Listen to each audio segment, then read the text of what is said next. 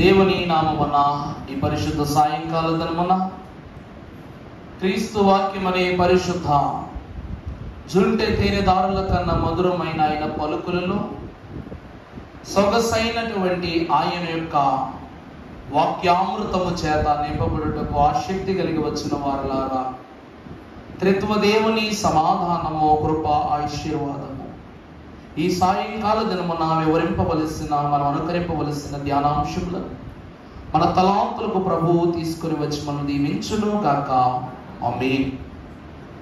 ఉదయకాలమున ప్రాముఖ్యమైనటువంటి పని ఉండటం వలన ఎంతో ఆశగా వాక్యం చెప్దామనుకున్నాం, కానీ వేగిరమి సమయం అయిపోయింది, చెప్పలేకపోయి క్షమించండి. కానీ ప్రభు ఇచ్చిన ఈ సాయంకాల సమయాన్ని బట్టి ఇది కూడా సాయంకాల ఆదివార ఆరాధనగానే భావిస్తూ ఈ సమయాన్న వాక్య వర్తమాన ధ్యానం చేసుకుందాము.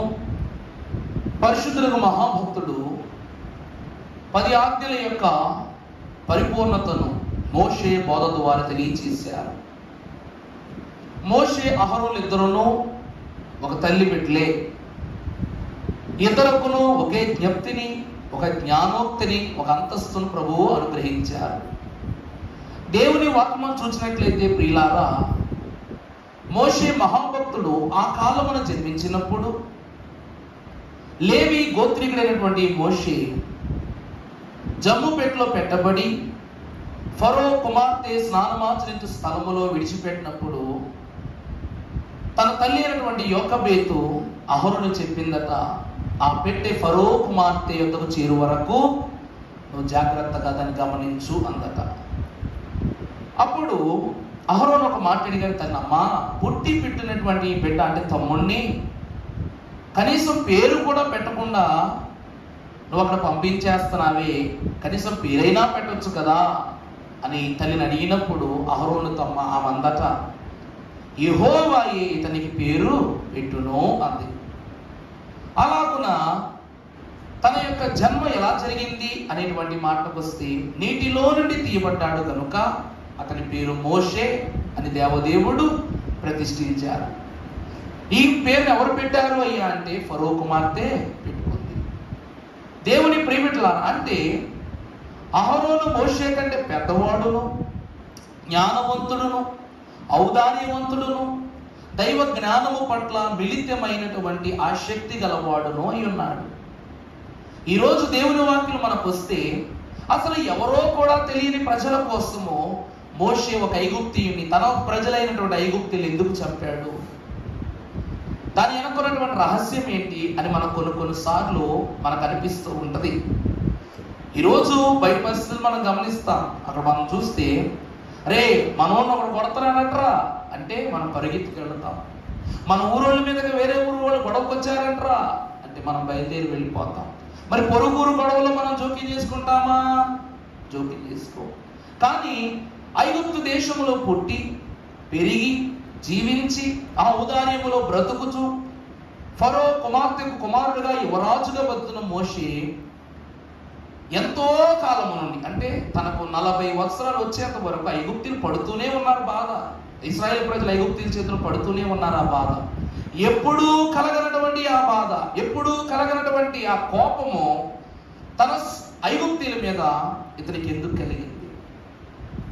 దేవుని యందు ప్రియబిడ్డలారా, దేవుని వాక్యం ఏం సెలవిస్తూ ఉందంటే, దేవుని బిడ్డలు ఎక్కడ బ్రతికినా మరో పరిశుద్ధుడు కనిపెట్టేస్తాడు. అర్థమవుతుందా అండి?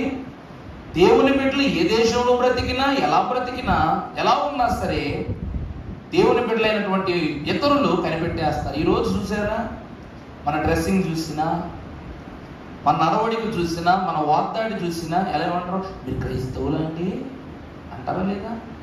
ట్రైన్లో వెళ్ళేటప్పుడు కావచ్చు, మన మాట తీరులోనో లేకపోతే మన పని తీరులోనో, ఎదుటి వారితో నడుచుకున్న నడవడికలోనో మనల్ని ఏమంటారు? మీరు క్రిస్టియన్స్ అండి అంటారు. అలాగే మోషేను కూడా ఇశ్రాయేలు ప్రజలు అందరి ఐగుప్తీయులలా చూడలేదు. అలాగే మోషే మహాభక్తుడు కూడా తన ప్రజలకు, అనగా ఇశ్రాయేలు ప్రజలను అందరి వల్ల చూడలేదు, ఐగుప్తీయుల చూడలేదు. వారికి ఒకానొక దినమున విపరీతమైన ఆకలి కలిగినప్పుడు, వారికి ఆహారమే లేనప్పుడు రాజనగరు యొక్క ఆదేశానుసారము వారికి ధాన్యం ఇవ్వద్దని చెప్పగానే మోషే మహాభక్తుడు యువరాజు కనుక అతడు ఏం చేశాడు, ఆ గాదులలో ధాన్యాన్ని వాళ్ళకి రాజధికారానుసారం ఒక యువరాజు యొక్క అధికార హోదాలో వారికి ఊరికి నేర్పిస్తారు. అప్పుడు మొట్టమొదటిసారి మోషేలో జాలి గుణమును అనగా ఆయన తత్వాన్ని బట్టి అతడు మనవాడే అనే సందేహం ఇశ్రాయేలు ప్రజలు కలుగుతుంది. రెండవ మారు ఎప్పుడైతే ఈ ఐగుప్తీయుడిని అతడు హతమార్చి తన ప్రజల పక్షంగా నిలబడ్డాడో అప్పుడు నిర్ధారణ చేసుకుంటుంది దేవుని వాక్యం ద్వారా ఈ లోకం, మోషే ఎవరు అనగా ఐగుప్తు దేశస్థుడు కాదు, ఇశ్రాయేలీయుడు అని. ఇంతటి గొప్పవాడైనటువంటి మోషే జీవితాన్ని నిర్గమాకాండమంతా చదువుకుంటాం కానీ తన తోడ పుట్టిన అన్న అనగా జ్యేష్ఠుని గురించి దేవుని వాక్లకి తక్కువగా చదువుకుంటాం. కానీ మనం బైబిల్ మిషన్ వారం కాబట్టి మనకు విశ్వాసము, విధేయత, జ్ఞానము, జ్ఞానం దేవుడిచ్చినటువంటి మరణం అనేటువంటి శక్తి మన కుసుమంత ఎక్కువే ఉంది. అందువలన దేన్నైనా పట్టుకుంటే బైబిల్ మిషన్ వారు ఏం చేయాలంట, దాని అంతా చూస్తే గాని వదిలిపెట్టరంట. మనం 10 ఆజ్ఞలను తెలుసుకోవాలని ఆశపడ్డా తెలుసుకున్నాం.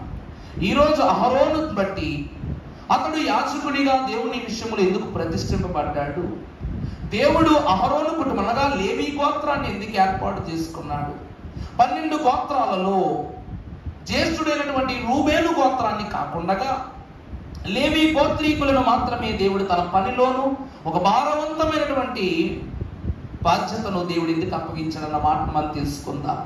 పరిశుద్ధ లేఖన భాగంలో ఆదికాండ గ్రంథము 35వ అధ్యాయము 23వ వచనం మనం ఒకసారి చదువుకున్నట్లయితే, యాకోబు కుమారులు యాకోబు జ్యేష్ఠ కుమారుడు యగు రూబేను, షిమ్యోను, లేవి, యూదా, ఇస్సాకారు, జెబూలూను, వీరు లేయ కుమారులు, యోసేపు, బెన్యామీను, బిల్హా కుమారుడు, దాను, నఫ్తాలి, గాదు, అషేరు. వీరు యాకోబునకు పుట్టినటువంటి కుమారులు. దేవుని యందు ప్రియబిడ్డలారా, పరిశుద్ధ గ్రంథములో ఈ 12 మంది 12 గోత్రాలకు ప్రముఖులు, విముఖులు. ఇట్టి అద్భుతమైనటువంటి క్రియా సంపత్తి కలిగినటువంటి ఈ 12 మంది జ్యేష్ఠముగా అనగా యాకోబు యొక్క జీవితాన్ని మనం ఒకసారి వెనక్కి తీసి చూసుకుంటే, తన జీవితంలో తన తల్లిదండ్రులైనటువంటి ఇస్సాకు అలాగే రెబెక్కమ్మ గారు ఏం చేస్తారంటే, నువ్వు కనానీయులను వారిని ఏం చేయొద్దు, వివాహం చేసుకోవద్దు అని చెప్తారు. దానిని బట్టి తన తల్లి అయినటువంటి రెబెక్కమ్మ గారు ఇస్సాకు యొక్క భార్య యాకోబు యొక్క తల్లి ఏం చెప్పుద్దంటే, నువ్వు నీ మామ ఇంటికి వెళ్ళిపో, ఎందుకంటే ఇక్కడ ఉంటే నువ్వు చెరపాటు పడతావు, ఏదైనా వ్యామోహన ప్రలోభానికి నువ్వు గురైపోతావు కనుక యాకోబు నువ్వు నీ మామ ఇంటికి వెళ్ళు, అక్కడ నీకు నీ మామకి 2 కుమార్తెలు ఉన్నారు, అందులో గుణవతి అయిన ఆమెను నువ్వు ఏర్పరచుకొని చెప్పగానే భక్తులైన యాకోబు తన మామ ఇంటికి వెళ్ళి ఒక బావి దగ్గర ఎవరిని చూస్తాడు, రాహేలును చూస్తాడు. చూడగానే ఆమెను ఇష్టపడి ఆమెను వివాహం చేసుకోవాలని చెప్పేసి ఆశపడి తన మామకు చెప్పినప్పుడు పలు కారణాలను బట్టి, పరిస్థితులను బట్టి, మీకు తెలియంది కాదు, పెద్ద కుమార్తె కూడా ఉంది, అందులోనూ వీరు ఇశ్రాయేలు ప్రజలు గనుక, సంపత్తి కలిగిన వారు గనుక ఆమెను కూడా వివాహం చేసుకోవాల్సిన పరిస్థితి యాకోబు కలిగింది. కానీ ఇతడు ఎవరిని ఇష్టపడ్డాడు అంటే రాహేలు ఇష్టపడ్డాడు. కానీ పరిస్థితుల ప్రభావాన్ని బట్టి తన అక్క అయినటువంటి లేయాను కూడా ఇతడు వివాహం చేసుకోవలసి వచ్చింది. ఆ కాలమునట ఎంతో ఇష్టపడినటువంటి రాహేలుతో ఇతను ఎంతమంది బిడ్డలను కన్నాడు, 2 బిడ్డలు కన్నాడు. ఏంటండి, ఇష్టపడి వివాహం చేసుకున్నటువంటి రాహేలుతో మాత్రము సంతానం ఎంతమంది, 2. అందులో అతి ప్రియమైన వాడు ముద్దు బిడ్డ ఎవరు యోసేపు గారు. సంతోషం, చాలా బాగుంది. మరి ఇష్టమే లేక అంతే కదండి. ఒకరిని ఇష్టపడ్డాడంటే ఇంకొకరి మీద ఇష్టం లేనట్లే. కానీ పరిస్థితి రీత్యా పెళ్లి చేసుకున్నాడు కాబట్టి ఆమెను వివాహం చేసుకున్న తరువాత ఎంతమంది పిల్లలు కలిగారట? లేయాకి 6 కలిగారు. ఇష్టం లేని వారితో జరిగినటువంటి సంసార జీవితంలో 6 బిడ్డలు, ఇష్టముండి వివాహం చేసుకున్నటువంటి రాహేలు విషయంలో 2 బిడ్డలు మాత్రం కలిగి ఉన్నాడు. దేవుని యందు ప్రియబిడ్డలారా, ఒక నియమిత జ్ఞానము తరువాత మానవుని యొక్క కనుదృష్టి తలాంతులు మారిపోతాయి. పరిశుద్ధ గ్రంథములు మనం చూసినట్లయితే ఒక అద్భుతమైనటువంటి మాట మీకు చూపిస్తాను. మహాభక్తుడు పరిశుద్ధుడు యెహోషువ గ్రంథము 13వ అధ్యాయము 14వ వచనంలో మనకు ఒక అద్భుతమైన మాట తెలియజేస్తూ ఉన్నారు. లేవి గోత్రమునకే దేవుడు ఏమివ్వలేదు? స్వాస్థ్యాన్ని ఇవ్వలేదు.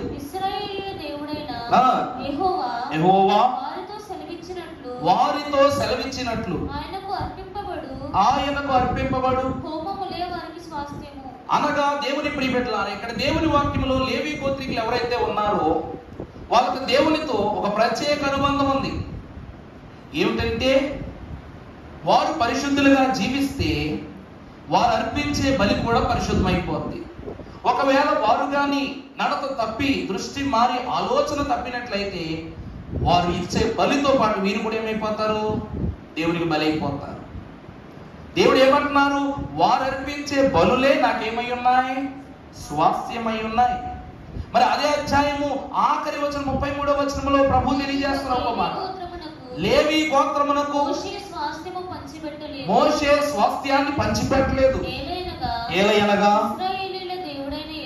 ఇశ్రాయేలీల దేవుడైన యెహోవా వారితో సెలవిచ్చినట్లు ఆయనే వారికి ఏమై ఉన్నారు? స్వాస్థ్యము అయి ఉన్నారు. ప్రభువునందు దేవుని ప్రియబిడ్డలారా, ఈ లోకములో 12 గోత్రాల చరిత్ర, 12 గోత్రాల అంతస్తు, 12 గోత్రాల యొక్క జన్మ రహస్యము ఎంతో ప్రత్యేకము. దేవుడు ప్రతి గోత్రాన్ని దేవుని పని కొరకు వాడుకున్నారు. అందులో సందేహమే లేదు అసలు. ఈరోజు మనము ఏ మతస్థులమైనా ఆయన నమ్మి వేడిన ఎడల ఆయన పని కొరకు దేవుడు ఏం చేస్తారు? వాడుకుంటారు. అలాగే ప్రతి గోత్రాన్ని వాడుకొని దండయాత్రల విషయంలోను కనాను స్వాస్థ్యం విషయంలో అన్నింటిలోనూ దేవదేవుడు వారిని ఏర్పరచుకున్నారు. ఏర్పరచుకున్న దేవుడు ఆ కనాను వివాహం యొక్క అద్భుతమైనటువంటి క్రియ జరిగిన తరువాత మోషే ద్వారా పలు దేశాలను వారి స్వాస్థ్యంగా ప్రభు ఏం చేశారు? పంచిపెట్టేశారు, ఒక్క లేవి గోత్రానికి తప్ప.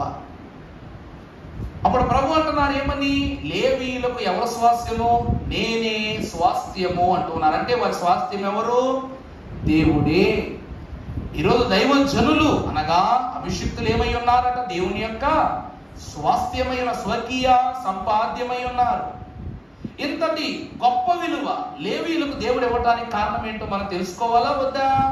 పరిశుద్ధ గ్రంథములు మనం చూసినట్లయితే ఆదికాండం 29వ అధ్యాయము 34వ వచనములో జన్మ రహస్యమును ప్రభు తెలియజేస్తున్నారు. అమ్మా, ఆమె మరలా గర్భవతి అయి కుమారుని కని తుదకు ఈసారి నా పెనిమిటి నాతో హత్తుకొని ఉండును అని అతనికి 3 కుమారులను నేను కంటినని అందుచేత అతనికి లేవి అని పేరు పెట్టెను.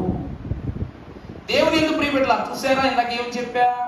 అతడు రాహేలు అనేటువంటి ఆమెను ఇష్టపడ్డాడు. ఆమె రెండో ఆమెను ఇష్టపడ్డాడు కనుక లేయాను అంతగా ఇష్టపడేవాడు కాదు. కానీ లేయా యాకోబును చాలా ఇష్టపడింది. ఇక్కడ వాక్యంలో రాయబడినట్లు నా భర్తను ఇప్పుడైనా నన్ను హత్తుకుంటాడేమో, నన్ను ప్రేమిస్తాడేమో, నన్ను గౌరవిస్తాడేమో, నన్ను దగ్గర తీసుకుంటాడేమో అన్న ఆశతో అప్పటికి 2 కుమారులు కలిగారు. 3వ కుమారుడు వల్లైనను నాకు నా భర్త ఎదుట ఒక అందమైనటువంటి బాంధవ్యం నాకు ఏర్పడద్దేమన్న ఆశతో 3వ కుమారుడికి తల్లి అయినటువంటి లేయా ఏమని పేరు పెట్టింది? లేవి అని పేరు పెట్టింది. దేవుని ప్రియబిడ్డలారా, దేవుని వాక్యములో కీర్తనల గ్రంథము 26వ అధ్యాయం 2వ వచనం మనం ఒక్కసారి చదువుకున్నట్లయితే, యెహోవా నన్ను పరిశీలించుము, నన్ను పరీక్షించుము, నా అంతరేంద్రియములను నా హృదయమును పరిశోధించుము. దేవుని యందు ప్రియబిడ్డలారా, గుణవతి అయిన భార్య దొరుకుట అరుదురా. ఇక్కడ రాహేలు గుణవత లేక లేయా గుణవత అనే మాట వస్తే లేయానే గుణవతి అయిన భార్య. ఇప్పుడు అలాగే రాహేలమ్మ గారిని ప్రక్కన పెట్టడం లేదు. మనం ఈమెకు భర్త మీద ఉన్నటువంటి ప్రేమ ఎట్టిది అంటే,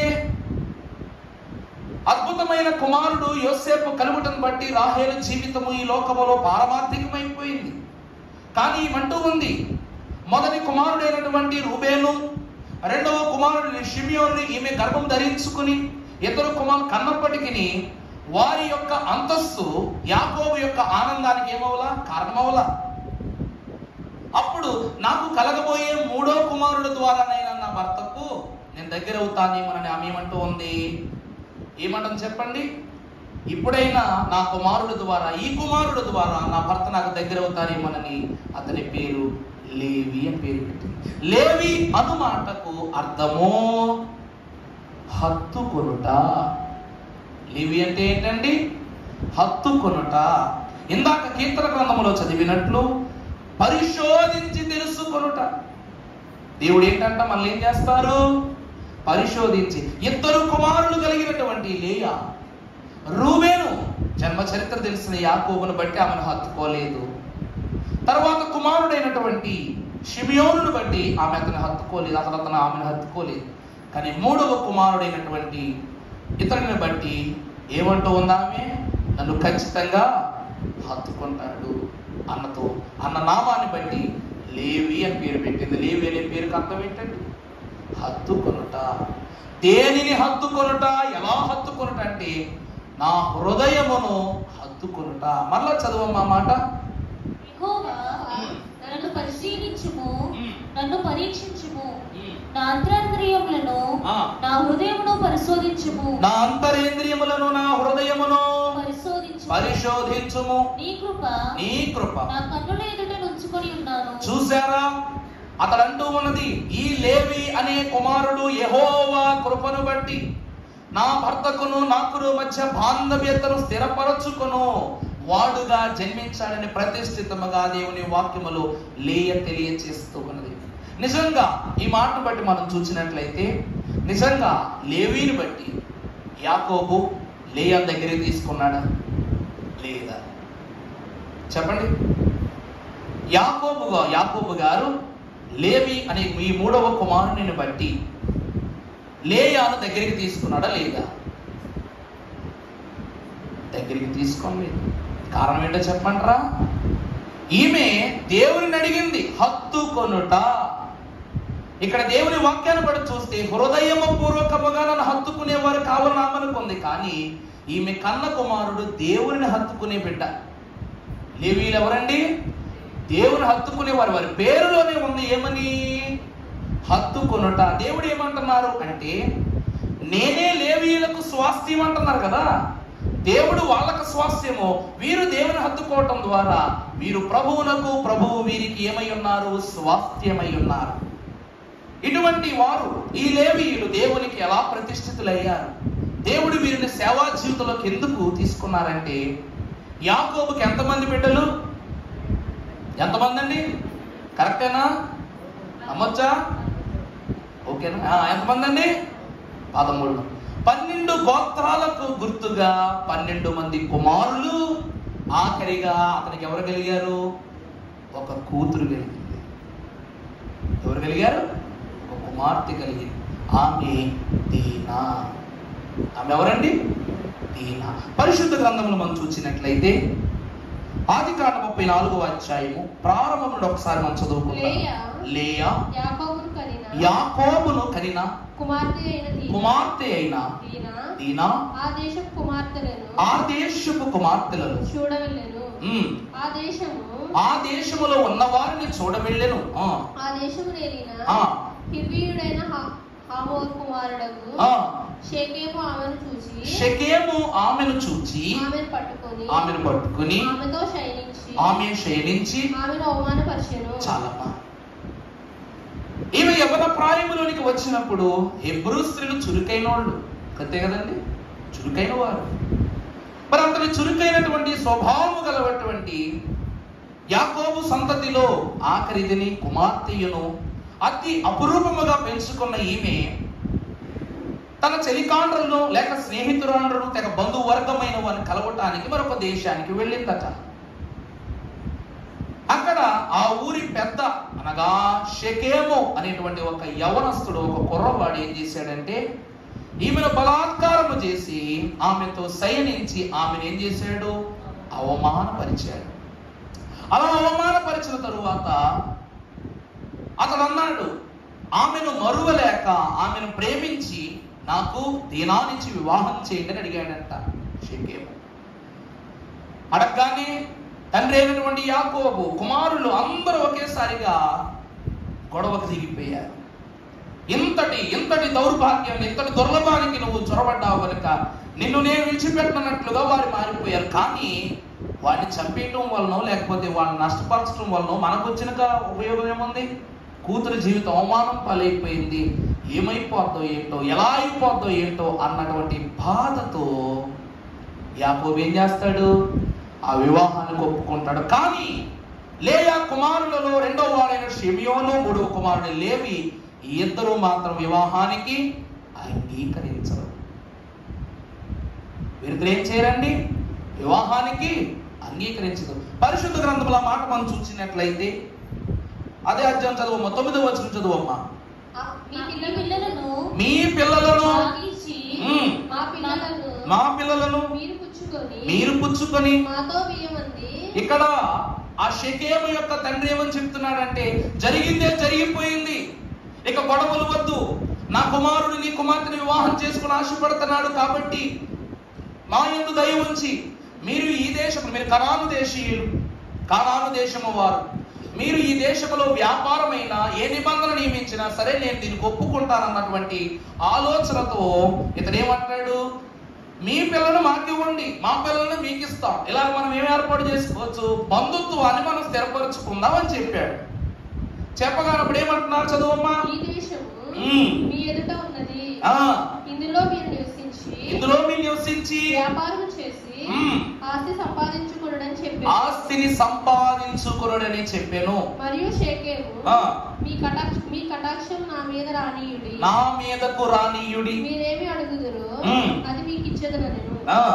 ఒలియు కట్నమును ఎంతైనను అడుగురి, ఎంతైనా నేను ఇస్తానంటున్నారు. ఇప్పుడు చూసినట్లయితే ప్రియులారా, ఇలాగున వాళ్ళే బేరానికి వచ్చారు. క్షమించండి, మేము చేసిన తప్పును క్షమించండి, మా కుమార్తెను హక్కును చేర్చుకోండి అని అన్ని మాటలు చెప్పి ఏదైతే ఒక మాట ఒప్పించుకుని పెళ్లి ఏర్పాట్లు మొదలు పెట్టారు. కానీ కొన్ని కండిషన్లతోనే ఏమైంది? ఈ పెళ్లి నిర్వహణ ప్రారంభమైంది. ఈ యొక్క షిమియోను అలాగే లేవి ఇద్దరు అట అన్నలు కాబట్టి, చెల్లెలు కదా, అన్నలు కాబట్టి ఎదురు నిలబడి ఒక మాట అన్నారంట, మాకు మీ దేశంలో వ్యాపారం వద్దు, మీ దేశంలో ఆర్జించుకునే స్థితి మాకు వద్దు, మా దేవుడు మాకు ఇచ్చిన భాగం ఉంది, కానీ మాది ఒకే ఒక్క షరతును బట్టి మీరు మాకు మా చెల్లెలను పొందుకోగలరన్నా. కానీ ఏంటా షరత్ అంటే, మీ దేశంలో ఉన్న వాళ్ళందరూ సున్నతి చేయించుకోవాలి. ఏం చేయాలండి? మీ దేశంలో ఉన్న ప్రతి ఒక్కరూ సున్నతి చేసుకోవాలి. మీ దేశంలో ఉన్న వారందరూ విగ్రహాలను విడిచిపెట్టి దేవుని అడుగుజాడలకు రావాలి. మీరందరూ స్వాస్యముగా ఏర్పరచుకొనబడాలి అనేటువంటి నియమంతో ఏం చేస్తారు? వాళ్ళకి ఇష్టం లేకపోయినా కపట నాటకము ఆడుతూ ఈ షరతు పెడతారు. అర్థమైందా అండి? ఇలా పెట్టగానే వాళ్ళు సరే అని చెప్పేసి ఒప్పుకుంటారు. ఆ తర్వాత మనం చూస్తే 25వ వచనములో జరిగినటువంటి క్రియ అంటే, ఆ మాట అనగా ఆ పలుకులు పలికి ఆ షరతుల అంగీకారణ జరిగిన 3వ దినమున వారు బాధపడుచుండగా అనగా షిమ్యోను లేవి తమ కత్తులను చేతపట్టుకుని ఎవరికీ తెలియకుండా ఆ ఊరి మీద పడి ప్రతి పురుషుని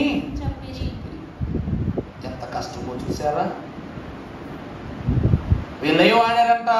ఒక కపట నాటకాన్ని ఆడారట. చివరికి ఏం చేశారు అంటే, ఎంత కోపం వచ్చేసిందంటే వీళ్ళకి మొత్తం ఆ దేశంలో ఉన్నటువంటి ప్రతి పురుషుణ్ణి ఈ ఇద్దరు అన్నదమ్ములు చంపేశారు. పురుషులే లేకుండా చంపేశారు.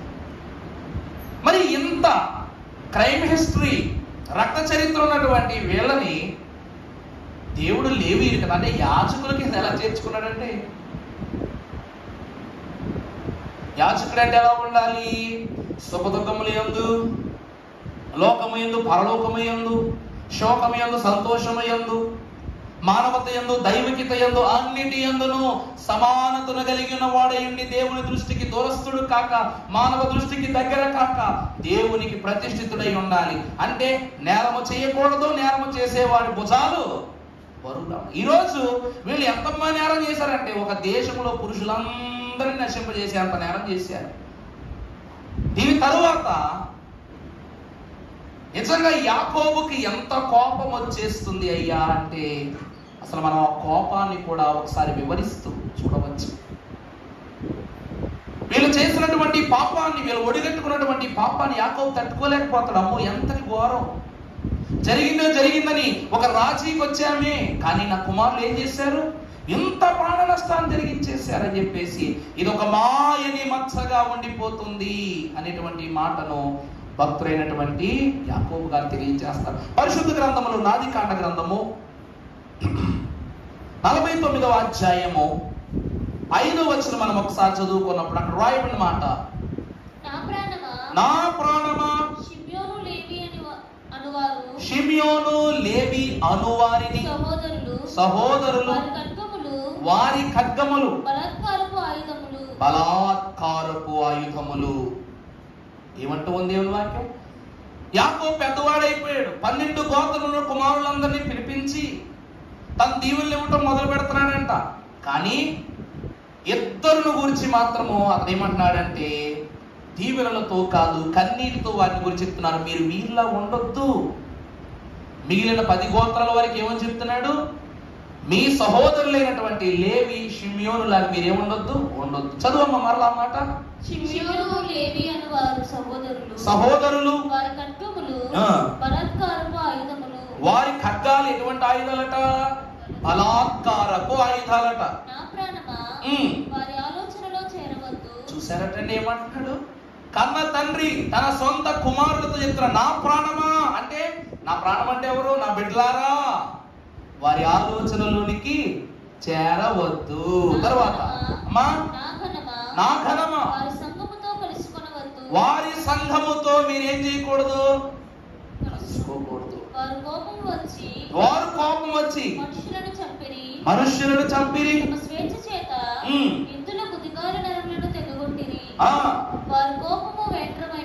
వారి కోపము వెండ్రమైనది, వారి యొక్క ఉగ్రత కఠినమైనది. అవి అమలారా తండ్రి అయినటువంటి యాకోబు తన 2 కుమారులను శపిస్తూ ఉన్నాడు. మిగిలిన కుమారులకి మీరు వీళ్ళలా బ్రతకొద్దు.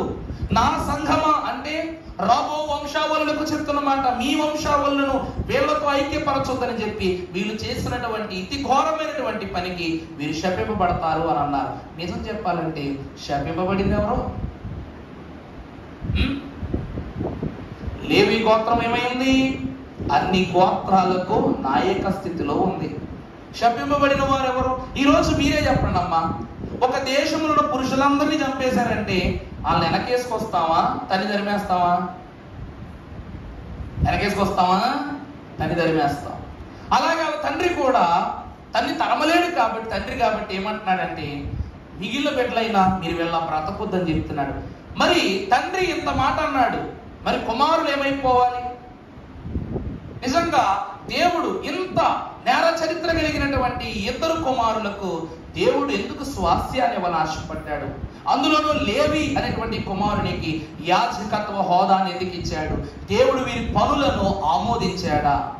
వీరు చేసినటువంటి రక్తయుక్తమైనటువంటి చరిత్రను దేవుడు ఇష్టపడ్డాడా? ఎందుకు ఇష్టపడ్డాడు అంటే ఆదికాండం 24వ అధ్యాయము 3వ వచనం ఒకసారి మనం చూద్దాం. నేను ఎవరి వద్ద కాపురమున్నాను, ఆ కనానీయుల కుమార్తెలలో ఒకదానిని నా కుమారునికి పెళ్లి చేయక లేక ఆ, నా స్వదేశమునందున్న నా బంధువుల యొద్దకు వెళ్ళి ఆ, ఇస్సాకరు నా కుమారునికి భార్యను తెచ్చినట్లు ఆకాశము యొక్క దేవుడును భూమి యొక్క దేవుడును అయిన యెహోవా తోడని నీ చేత ప్రమాణము చేయించదనను.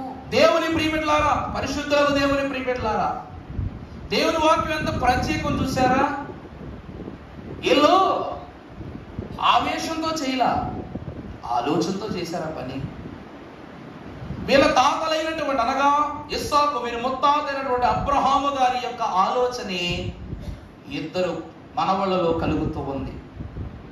వాళ్ళ తాతగారైన అబ్రహాము గారి ఆలోచనే అబ్రహాము గారిని గురించి అనగా ఇస్సాకు యొక్క జన్మ రహస్యము తరువాత వివాహమును గురించి అక్కడ ఏమని రాయబడుతుందంటే, మీరు చుట్టుపక్కల ఉన్న మన కనానీయులు, హిత్తీయులు వీరి మధ్యలో నుండి కాక మన బంధువులలోను, లేక మన వర్గము వారిలోను, లేకపోతే మన వంశీకులలో ఎవరైనా మన వారు ఉంటే వారిని తీసుకొచ్చి నా కుమారునికి ఇచ్చి వివాహము చేయమని ఆకాశము యొక్క దేవుని యొక్క తోడు, భూమి యొక్క దేవుడైన యెహోవా తోడున అతడు తెలియచేస్తూ ఉన్నాడు. అంటే దేవుని వాక్కును బట్టి మనం ఈ దినమున ఎవరిని పడితే వారిని వివాహం చేసుకోకూడదు. దేవుని వాక్యం అదేగా చెప్తుంది. ఎవరిని పడితే వారిని ఏం చేయకూడదు? వివాహం చేసుకోకూడదు. మంచి ఉద్యోగం ఉందనో, లేక మంచి కుటుంబమనో, మంచి దేశంలో ఉద్యోగం చేస్తున్నాడను ఇలాంటివన్నీ పరిగణలో తీసుకుంటాము తప్ప ఈరోజు క్రైస్తవ విశ్వాసం మనం ఏం చేయాలి? భక్తిపరుడా, దేవుని భయభక్తి ఉందా, గతంలో చెడు నడతలో ఉన్నాడా, ఇన్ని ఎంక్వైరీలు చేస్తే వాడు నేర్చుకునే దైవభక్తి, వాడు నేర్చుకునేటువంటి పరిశుద్ధ నీతి అతడు ఎంతటి వాడో గొప్పోడో తెలియచెప్తుంది. ఈరోజు నీ బిడ్డను పెళ్లి చేసి అమెరికా పంపిస్తావు, పర్వతం పంపించగలవా? పంపించలేవు. నిండు 100 ఏళ్ళు చల్లగా ఉండు బాబా అంటాం, ఆ నిండు 100 ఏళ్ళు బాగానే ఉంటాడు. మరి 1000 ఏళ్ళు పరిస్థితి ఏంటి? నిండు 100 ఏళ్ళు బాగానే ఉంటారు రూపానుసారంగా.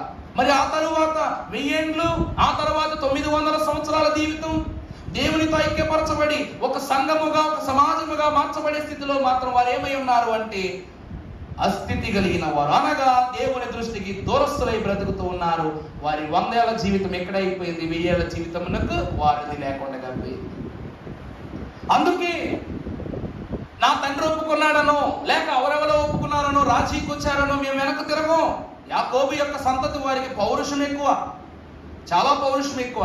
ఎందుకంటే యాకోబు ఇశ్రాయేలు దేశములో లేవి గోత్రమునకు దేవుని ఆలోచనే ఉంది. ఈరోజు రక్తం చిందించకుండా ఏ పని జరగదంటారు. నిజమే, నిజంగానే రక్తం చిందించకుండా ఏ పని జరగల.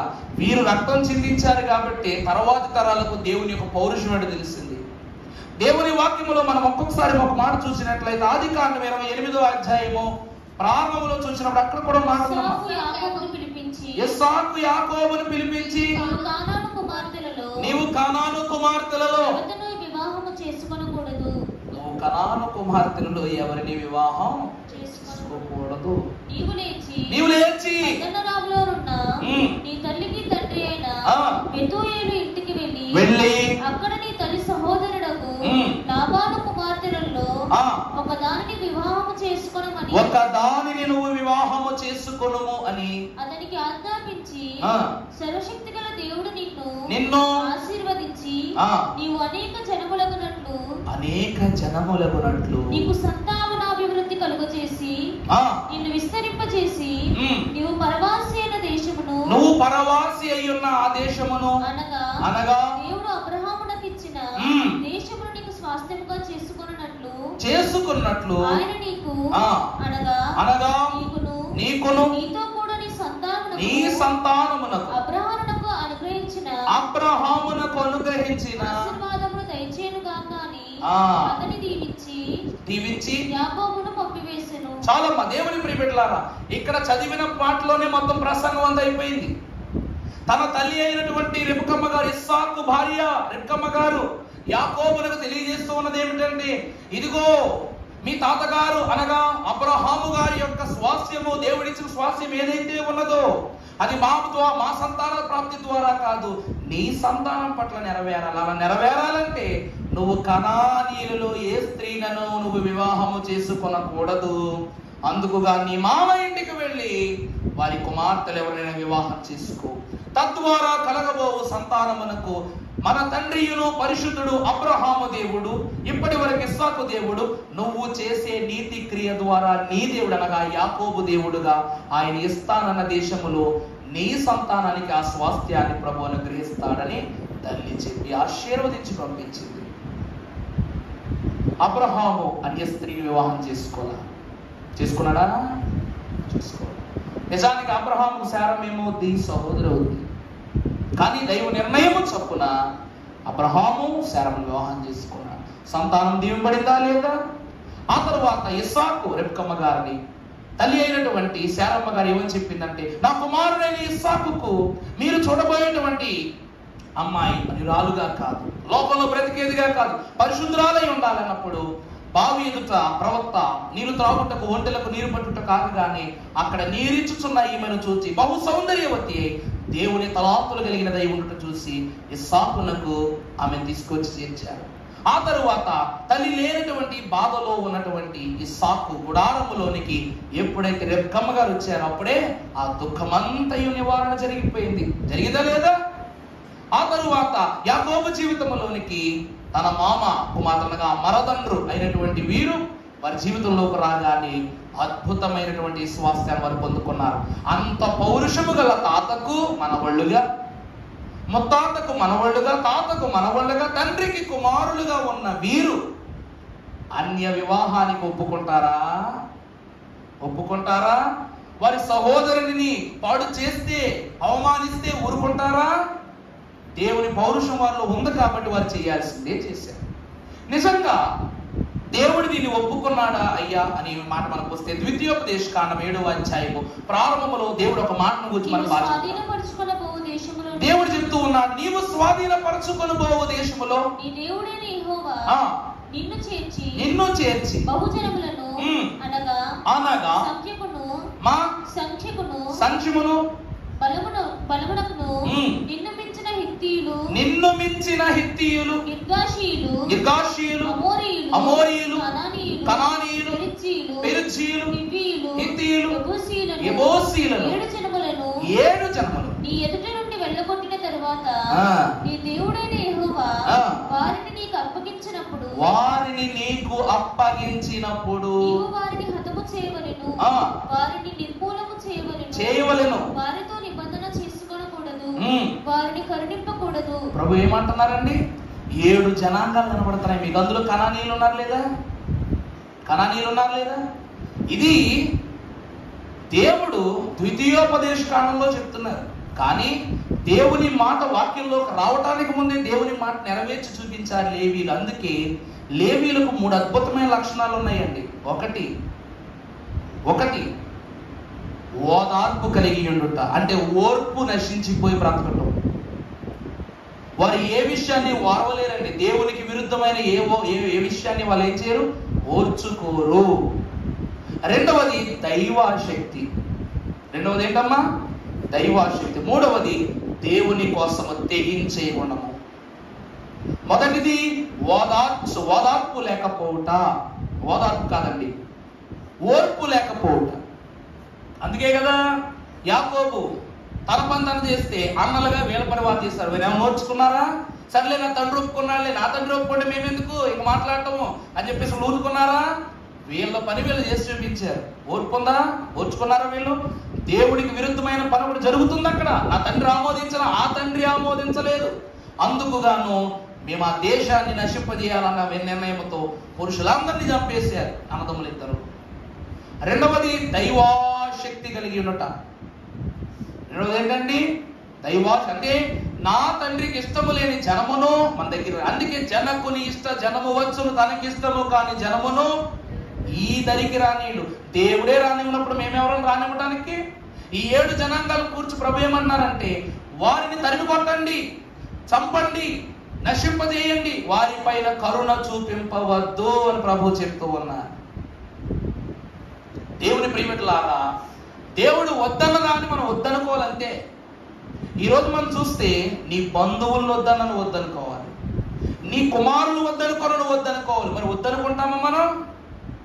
వద్దనుకుంటామా? మరి ఈ లోకములో ఉన్న బంధాలు వద్దనుకోకుండా పరలోక బంధం ఎలా కుదురుతుంది మనకి? ఈరోజు 2 కాళ్ళు ఒకే పడవ మీద వేసి నిలబడగలమే కానీ 2 కాళ్ళు 2 పడవల మీద వేసి మాత్రం మనం బతకలేము.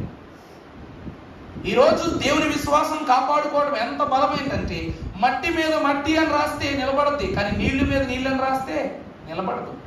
నువ్వు రాసేలోపు ముగించేలోపు మొత్తం ముగిసిపోద్ది. అలాగనే దేవునికి ఈ 7 జన సమూహములు ఆయన కనుదృష్టికి ఏమై ఉన్నాయి?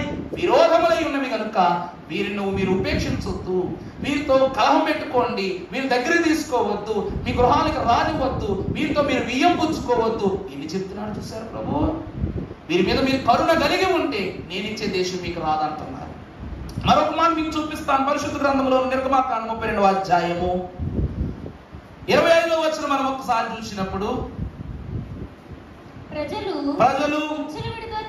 విచ్చలవిడిగా తిరుగుట మోషే చూచెను, వారి విరోధులలో వారికి ఎగతాళి కలుగునట్టు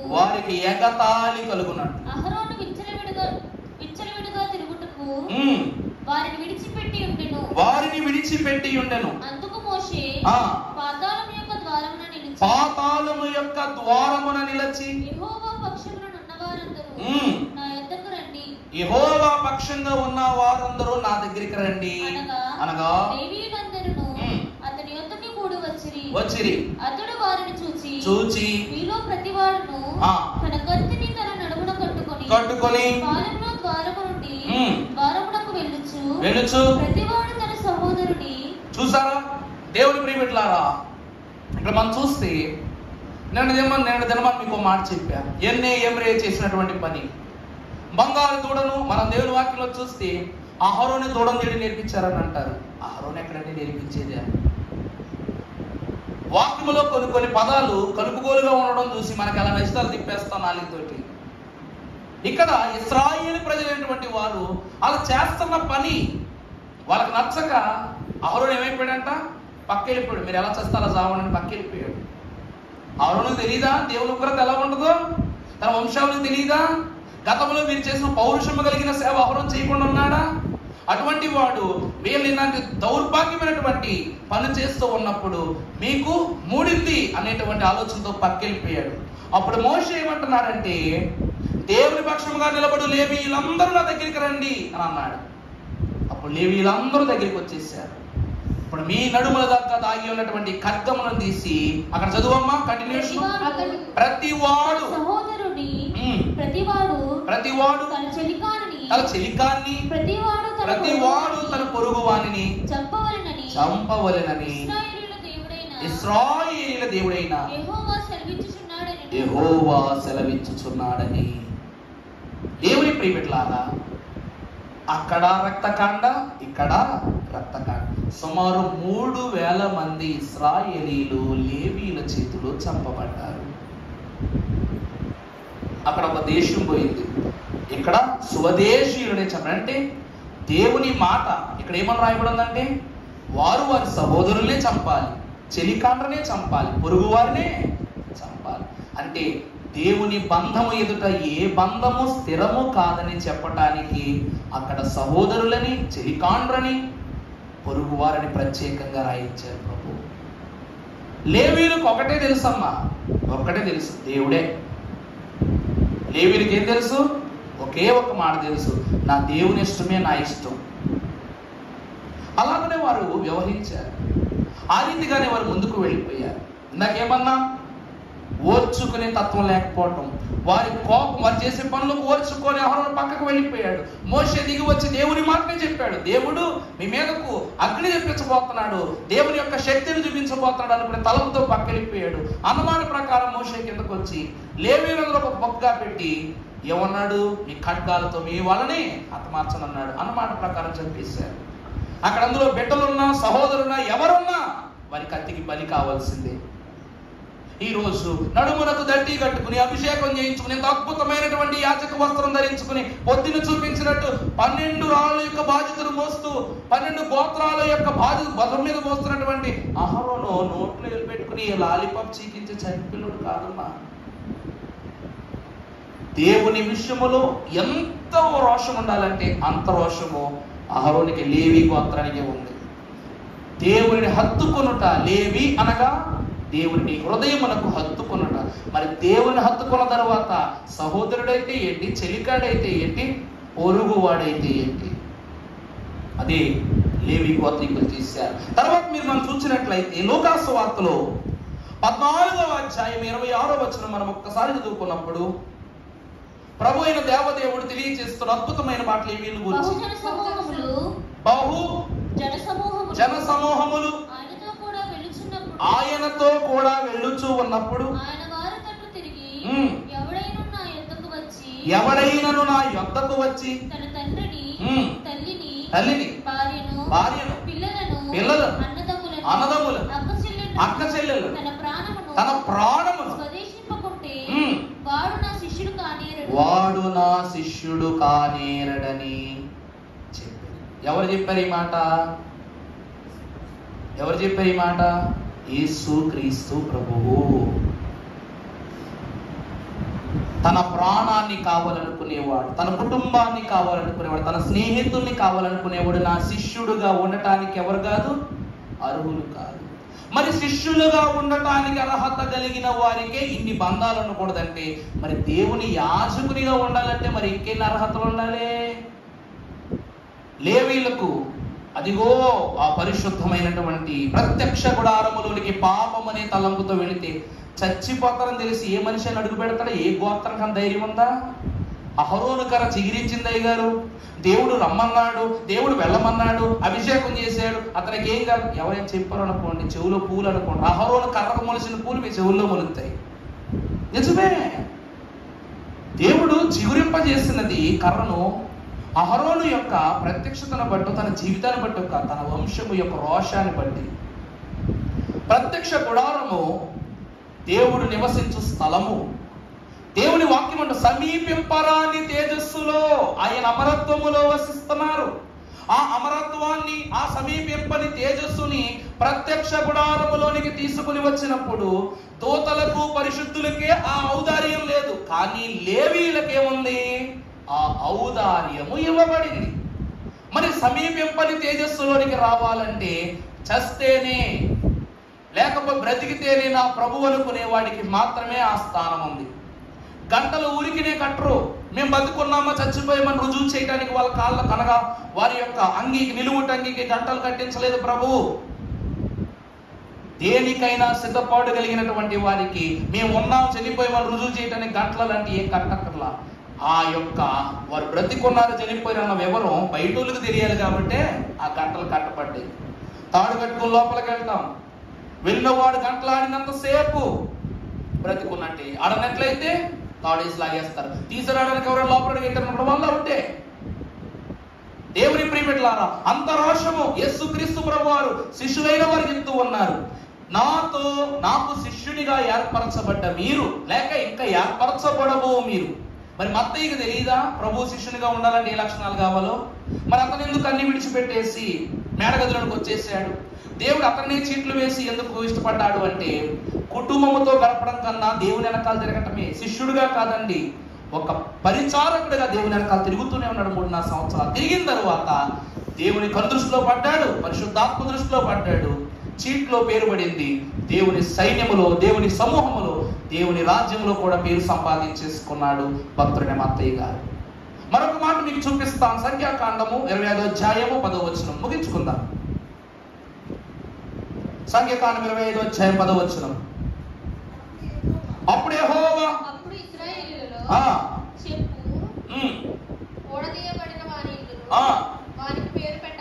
వానికి పేరు పెట్టబడును. 6వ వచనం చదువమ్మా.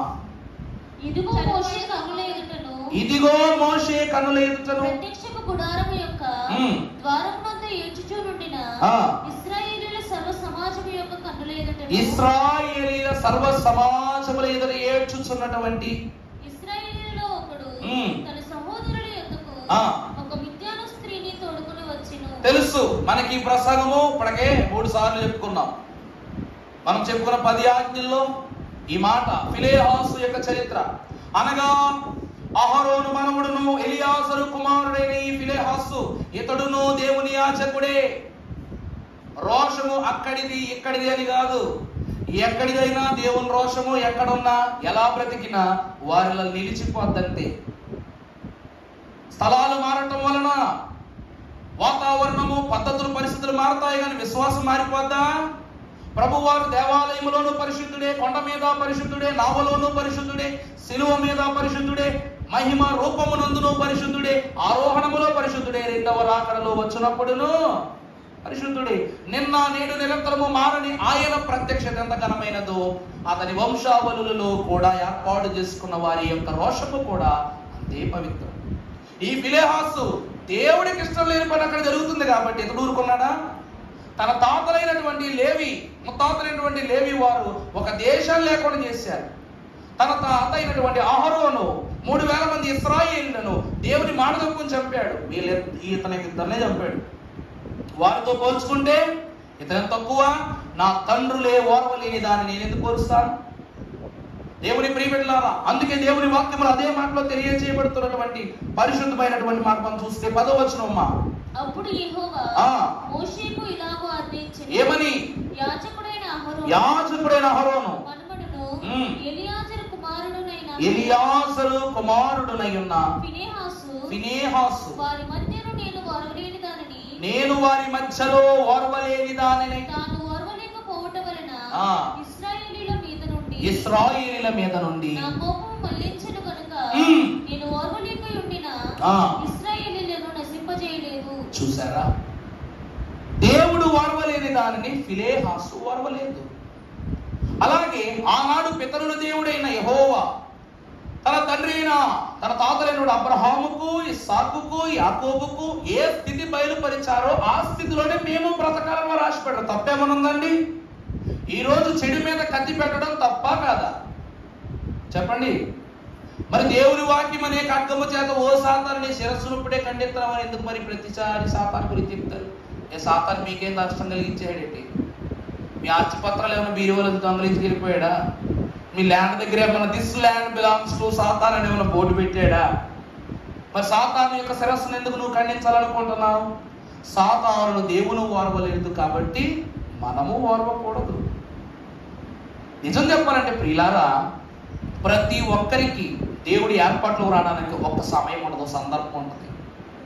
ఏదో ఒకటి ప్రత్యేకంగా ఒక మిరాకిల్ జరగకపోతే no one can assign to see the God's wishes అన్నారు. అంటే ఒక అద్భుతం జరగండి, ఒక అద్భుతమైన పని చెయ్యండి దేవుల్లో, దేవుని కన్నుల్లో మనం పడం.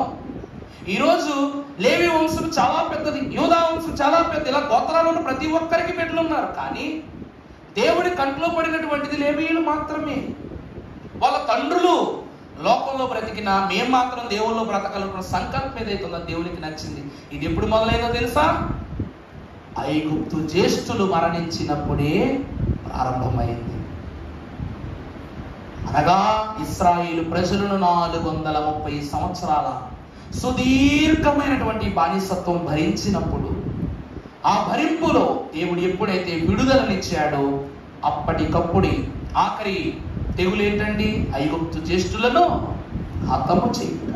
ఆ జ్యేష్ఠుల మధ్య గుండగా వీరిని నడిపిస్తున్నప్పుడే అహరోనును అతని కుమారులను అనగా లేవి గోత్రమును దేవదేవుడు తన పని కొరకు ప్రతిష్ఠించుకున్నాడు. దేవుని వాక్యములు మనం చూసినట్లయితే సంఖ్యాకాండము 8వ అధ్యాయం 16వ వచనం ఒకసారి చదవండి. సంఖ్యాకాండం 8వ అధ్యాయం. ఇశ్రాయేలీయులు వారు నా వశము చేయబడిన వారు తొలుచూలైన ప్రతి వానికిని అనగా ఇశ్రాయేలీల ప్రథమ సంతతి అంతటికిని ప్రతిగా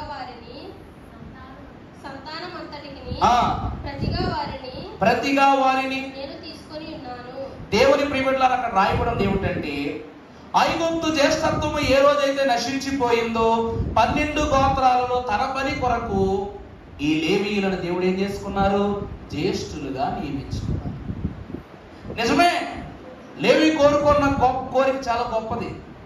లేయమ్మ గారు కోరుకున్న కోరిక చాలా గొప్పది. మన మధ్యలో కూడా లేయం గారు ఉన్నారు, వారి గురించి వాక్యం. ఆ లేయమ్మ గారు ఏమనుకుందంటే, నా భర్తకు నేనేమవ్వాలి? ఇష్టురాన్నవ్వాలి. కానీ ఆమె కన్న బిడ్డలు దేవునికి ఇష్టలైపోయారు. నాకు 2 కుమారులు ఉన్నను, నా కుమారులు బట్టి నన్ను ప్రేమించుతున్న భర్త, కానీ ఈ కుమారుని ద్వారా అయినా సరే నాకు ఒక ఔదార్యాన్ని కల్పించాలని ఆమె ఆశపడింది. కానీ సర్వ జనాంగములకే ఈ లేవీల ద్వారా ఔదార్యం కలిగింది. దీన్ని మహాభక్తుని పేతురు, మొదటి పేతురు రాసిన పత్రిక 2వ అధ్యాయం 9వ వచనం కూడా చెప్తున్నారమ్మా. మొదటి పేతురు రాసిన పత్రిక 2వ అధ్యాయం 9వ వచనం. అయితే వీరు చీకటిలో నుండి మిమ్మును పిలిచిన వాని గుణాతిశయములను ప్రచురము చేయు నిమిత్తము ఏర్పరచబడిన వంశమును, రాజులైన యాజక సమూహమైన దేవునికి సొత్తైన ప్రజలై ఉన్నారు. వీరెవరంట? పరిశుద్ధ జనము. ఇక్కడ పేతురు ఎందుకు చెప్తున్నాడంటే, పేతురు కూడా యాజకుడే కాబట్టి. ఆది అపోస్తుల సంఘ నాయకుడును, ప్రథమ యాజకుడును, క్రీస్తు తర్వాత నాయకత్వమును గ్రహించి 3000 మంది విశ్వాసులను, అక్కడ లేవీయులు 3000 మందిని చంపారు. ఎక్కడ? సినాయి పర్వతం దగ్గర. కానీ ఈ లేవీయుడు అంటే యేసుక్రీస్తు ప్రభువు జన్మను బట్టి యూదా గోత్రము, బోధన బట్టి లేవీ గోత్రమునకు సంబంధించిన వారే. ఈ పేతురు మహాభక్తుడు, పరిచారకుడును, సేవకుడు రేటును బట్టి లేవీ గోత్రికుడే కనుక ప్రభువును బట్టి ఏమంటున్నాడు? మరొకసారి 2:9. అయితే మీరు ఆశ్చర్యకరమైన తన వెలుగులోనికి మిమ్మును పిలిచిన వాని గుణాతిశయము. బాగా చూడండి అమ్మా, మిమ్మును పిలిచిన వాని గుణాతిశయములను. చాలండి, దేవుడు ఏదంటూ ఉన్నాడంటే, తనను పోలి జీవించటమే లేవి వంశము యొక్క ప్రత్యేకత. దేవుడు 12 గోత్రాలను ఏర్పరుచును బట్టి గొప్పవాడు. 12 గోత్రాలను వారి రొమ్మున అంచుకుని వారి బాధ్యతను బట్టి ప్రాణత్యాగానికైనా సిద్ధపడుతూ వెళ్ళేటువంటి లేవీయులు కూడా అంతస్తులను ప్రచురము చేసేవారై ఉన్నారు. తర్వాత ఏర్పరచబడిన వంశమై ఉన్నది. వారు పరిశుద్ధ జనమును, దేవుని సొత్తైన ప్రజలను అయి ఉన్నారు. సరిపోయిందండి? అర్థమైందా మాట? అంటే దేవుడు అనగా రాజు యొక్క యాజకులు. మన ప్రభువు ఎవరు? రాజులకు రాజు, ప్రభువులకు ప్రభు. వీరు ఎవరి యాజకులై ఉన్నారంట? ఈ వంశం వారు రాజు యాజకులైనారు. అంతే కదమ్మా. అక్కడ అవచలు ఏమన్నారు? రాజ యాజకులట. ఈరోజు మనం ఎవరు పని చేస్తున్నాం? నా దేవుని సింహాసనం ఆకాశము మీద, ఈ భూమి ఆయన యొక్క పాదపీఠము అయ్యున్నది. ఆకాశ మహాకాశములను పట్టజాలని దేవుని యొక్క మహిమ, సమీప్యం పరాని తేజస్సులో చేర్చబడిన ఆయన మహిమ మనకు ప్రత్యక్ష పరచబడుతూ ఉన్నది. ఎవరి కారణముగా అంటే రాజు యొక్క యాజకులైన ఈ వంశీకులను బట్టి ప్రచురము చేయబడుతూ ఉన్నది. వారు పరిశుద్ధ జనమై ఉన్నారు. యాజకులు ఏమై ఉన్నారు? ఏ జనమును గూర్చి యాకోబు శాపము అనే మాట పలికాడో, ఆ శాపపు జనముగా చెప్పబడిన తండ్రి మాటను పైనున్న తండ్రి వినలేదు, పైనున్న తండ్రి ఆమోదించలేదు. ఈ జనము ద్వారానే శాపగ్రస్తమైన ఎన్నో వంశాలకు దేవుడు ఏమిచ్చారు అంటే మోక్ష మార్గాన్ని దయచేశారు. యాజకుడు అంటే సామాన్యమా? ఈరోజు అహరోను శరీరము మీద వేసుకునే ప్రతి వస్తువు మీద కూడా ప్రత్యేకత ఉంది. ఇప్పుడు నేను చెప్పిన ప్రసంగాన్ని బట్టి వీడియో పెడతాను, దాన్ని బట్టి మీకు అర్థమవుతుంది అన్నమాట. అక్కడ ఉన్న ప్రతి మాట జాగ్రత్తగా గమనించిన ఒకసారి అమ్మా లైక్ సార్ పెట్టండి.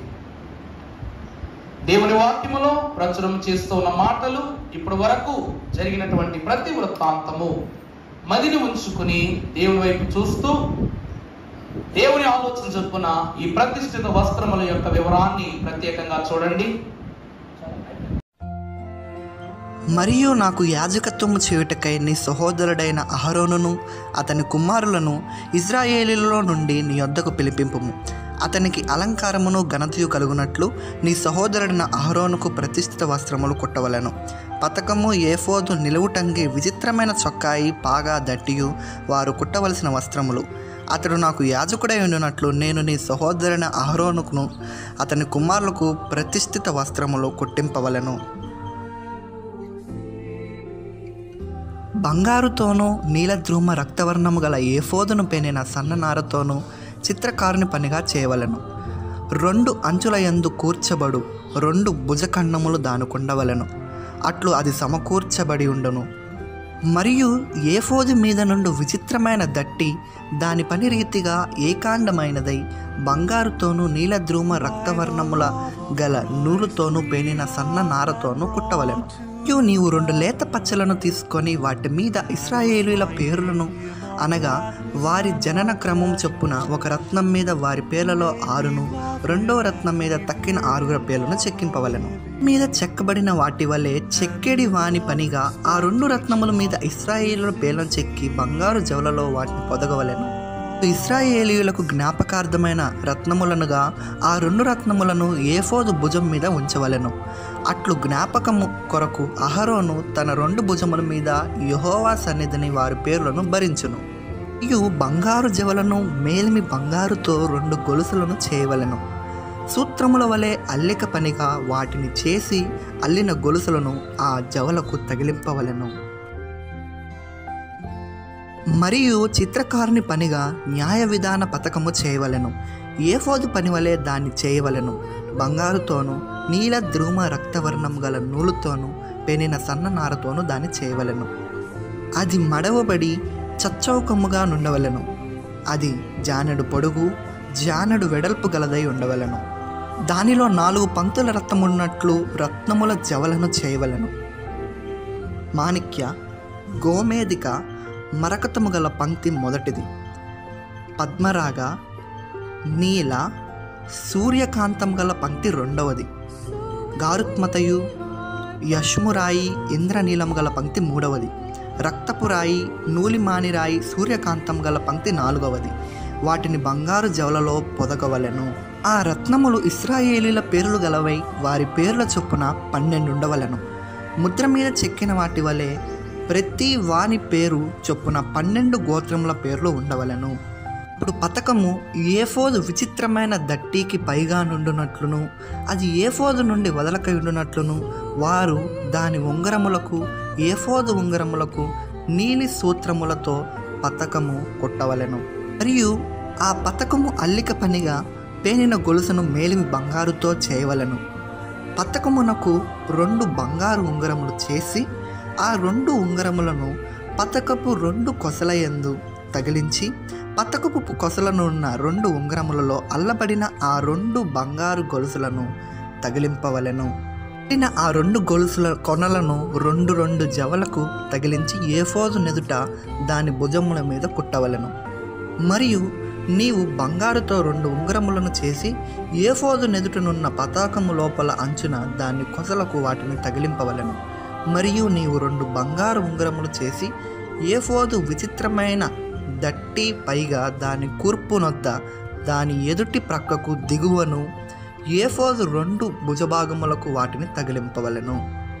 అట్లు అహరోను పరిశుద్ధ స్థలములోనికి వెళ్ళినప్పుడు అతడు తన రొమ్ము మీద న్యాయ విధాన పతకములోని ఇశ్రాయేలీల పేర్లు నిత్యము యెహోవా సన్నిధిని జ్ఞాపకార్థముగా భరింపవలెను. మరియు నీవు న్యాయ విధాన పతకములోని ఊరీము, తుమ్మీము అను వాటిని ఉంచవలెను. అహరోను యెహోవా సన్నిధికి వెళ్ళినప్పుడు అవి అతనికి రొమ్మున ఉండునట్లు అహరోను యెహోవా సన్నిధిని తన రొమ్మున ఇశ్రాయేలు న్యాయ విధానము నిత్యము భరించును. మరియు ఏఫోదు నిలువుటంగిని కేవలము నీలి దారముతో కుట్టవలెను. దాని నడుమ తలదూరుటకు రంధ్రము ఉండవలెను. అది చినగకుండునట్లు కంట కవచ రంధ్రము వలె దాని రంధ్రము చుట్టూ నేత పని అయిన గోటు ఉండవలెను. దాని అంచున దాని అంచుల చుట్టూ నీల ద్రుమ రక్తవర్ణం గల దానిమ్మ పండ్లను వాటి నడుమ బంగారు గంటలను నిలువుటంగి చుట్టూ తగిలింపవలెను. ఒక్కొక్క బంగారు గంటయు దానిమ్మ పండును ఆ నిలువుటంగి కింద అంచున చుట్టూ ఉండవలెను. సేవ చేయునప్పుడు అహరోను దాన్ని ధరించుకొనవలెను. అతడు యెహోవా సన్నిధిని పరిశుద్ధ స్థలములోనికి ప్రవేశించినప్పుడు అతడు చావకీనున్నట్లు దాని ధ్వని వినబడవలెను. మరియు నీవు మేలిమి బంగారు రేకు చేసి ముద్ర చెక్కినట్లు దాని మీద యెహోవా పరిశుద్ధుడు అను మాట చెక్కవలెను. అది పాగా మీద ఉండునట్లు నీలి సూత్రముతో దాన్ని కట్టవలెను. అది పాగా ముందటి వైపున ఉండవలెను. తమ పరిశుద్ధమైన అర్పణలన్నిటిలో ఇజ్రాయేలీయులు ప్రతిష్ఠించు పరిశుద్ధమైన వాటికి తగులు దోషములను అహరోను భరించినట్లు అది అహరోను నొసట ఉండవలెను. వారు యెహోవా సన్నిధిని అంగీకరించబడినట్లు అది నిత్యము అతని నొసట ఉండవలెను. మరియు సన్ననారతో చొక్కాయని బుట్టా పనిగా చేయవలెను. సన్ననారతో పాగాను నేయవలెను. దట్టిని బుట్టా పనిగా చేయవలెను. అహరోను కుమారులకును నీవు చొక్కాయలను కుట్టవలెను. వారికి దట్టీలు చేయవలెను. వారికి అలంకారమును ఘనతయు కలుగునట్లు కుల్లాయులను వారికి చేయవలెను. నీవు నీ సహోదరుడైన అహరోనుకును అతని కుమారులకును వాటిని తొడిగింపవలెను. వారు నాకు యాజకులగినట్లు వారికి అభిషేకము చేసి వారిని ప్రతిష్ఠించి వారిని పరిశుద్ధపరచవలెను. మరియు వారి మానమును కప్పుకొనుటకు నీవు వారికి నారాలాగును కుట్టవలెను. వారు ప్రత్యక్షపు గుడారంలోనికి ప్రవేశించినప్పుడైనను పరిశుద్ధ స్థలములో సేవ చేయుటకు బలిపీఠమును సమీపించినప్పుడైనను వారు దోషులై చావకయుండునట్లు అది అహరోను మీదను అతని కుమారుల మీదను ఉండవలెను. అది అతనికిని అతని తరువాత అతని సంతతికిని నిత్యమైన కట్టడ.